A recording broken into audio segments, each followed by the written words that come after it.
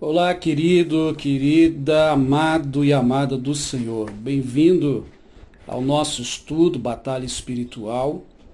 Esse é o primeiro estudo. Nós vamos falar sobre as nossas armas e conhecendo um pouco do que é e significa realmente a batalha espiritual.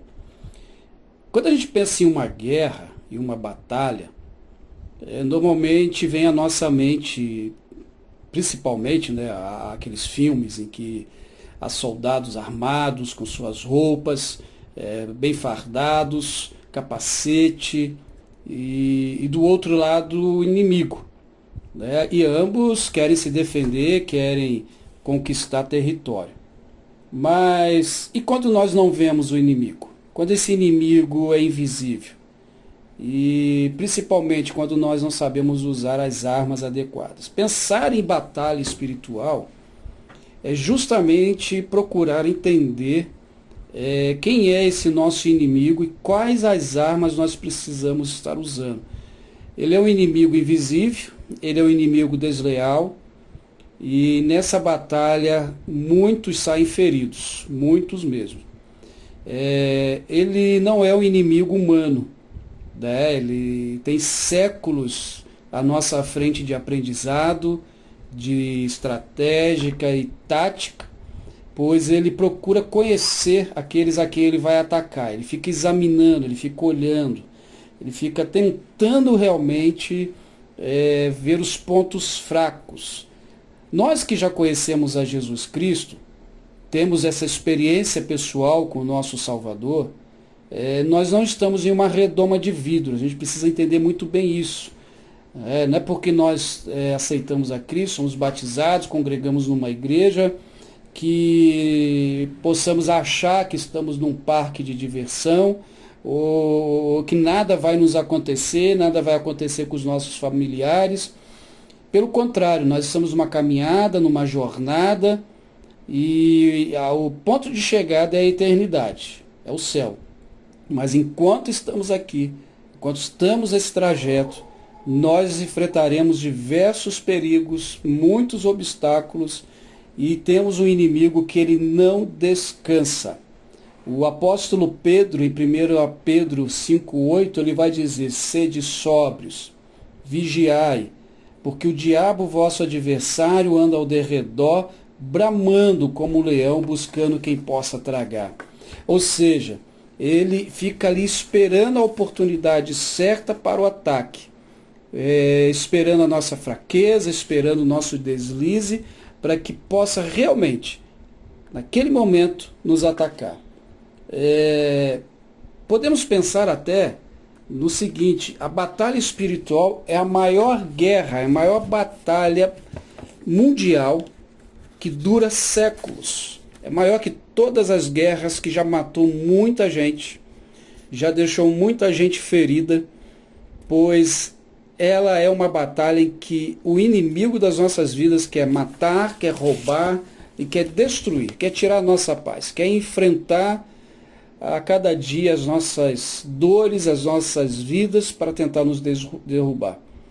Então, queria trazer nesse primeiro estudo uma reflexão, né, para que a gente possa entender realmente a quem nós estamos batalhando, quem estamos guerreando.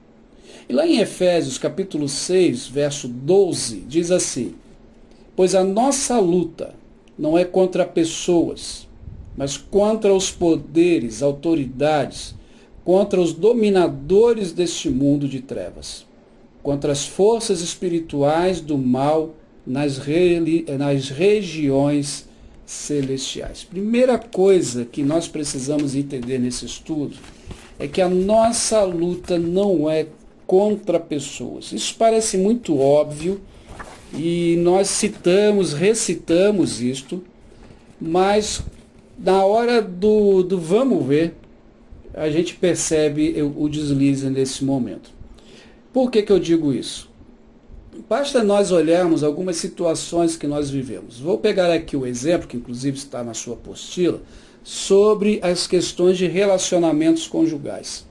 Casais que ficam brigam uns com os outros e lutam um contra os outros, chegam até mesmo a se agredir fisicamente, vão ao divórcio. Só que, se nós olharmos para uma questão espiritual, precisamos entender que meu inimigo não é o meu cônjuge, mas o inimigo está usando aquele momento no meu casamento, aquele momento no meu relacionamento conjugal, para tentar fazer com que a gente brigue, perca a graça, perca a paciência, e aí podemos chegar aí ao divórcio, à agressão, enfim. Mas o meu inimigo não é o outro, mas o inimigo usa o outro. Por isso que o apóstolo Paulo vai dizer que a nossa luta não é contra pessoas. A nossa luta não é contra aqueles que perseguem a igreja. A nossa luta não é contra aqueles que falam mal da igreja, que falam mal de você. A nossa luta é contra aqueles ou aquele que incentiva, que proporciona que esse falar mal, essa perseguição aconteça. Né? O diabo, inimigo das nossas vidas, ele tem seduzido as pessoas a se afastarem cada vez mais da presença do Senhor. Né? Quantas vezes a gente já nos esteve desatento com os nossos sentimentos, com as nossas emoções, e o inimigo se aproveitou disso. Né? Mais cedo ou tarde, né, cada cristão se percebe nesse campo de batalha. Né? Porque nós, como disse, nós não estamos em um parque de diversões, nós não estamos aqui passando tempo, nós não estamos aqui para brincar, nós estamos aqui diante de uma luta. Né? Como cada cristão, né, nós como cristãos, nós temos dentro desse campo de batalha 3 inimigos, que é o mundo, e que é esse sistema, né, quando Efésios 2, 1 a 3 vai dizer sobre esses 3 inimigos, o mundo ele se refere a esse sistema ao nosso redor que é dominado pelo diabo, né, que é onde as pessoas querem se satisfazer, querem buscar a sua própria satisfação, vivem para si mesma. Né, é uma sociedade longe de Deus esse sistema. Quando a gente pensa na carne, o apóstolo Paulo vai falar sobre a carne, não é que a tua pele, os teus ossos são pecaminosos e são ruins. O que ele está dizendo é o seguinte, que a velha natureza, o velho homem, o Adão, ele volta e meia, ou a Eva, né?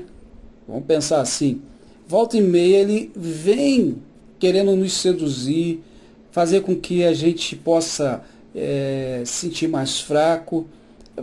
Um exemplo bem clássico disso é como é difícil a gente tirar um tempo na semana para fazer esse estudo, para ler a palavra de Deus, para orar, pois sempre temos alguns empecilhos. É o tempo que não dá, é o cansaço, o desânimo, isso tudo é a carne lutando contra o espírito. Mas lembre-se, Jesus Cristo venceu. Jesus Cristo, ele venceu a morte, ele nos concede a ressurreição. Cristo venceu o mundo, venceu a carne, venceu o diabo. E aí, o terceiro inimigo que ele vai dizer é o próprio diabo, que usa das suas artimanhas para tentar nos destruir. Então, primeira coisa aí nesse estudo que você leu, que você separou um tempo nessa semana, é que o nosso inimigo não é o outro. Tá? E a gente precisa entender quem é o inimigo nessa batalha. Leia os textos, leia o estudo, aí na página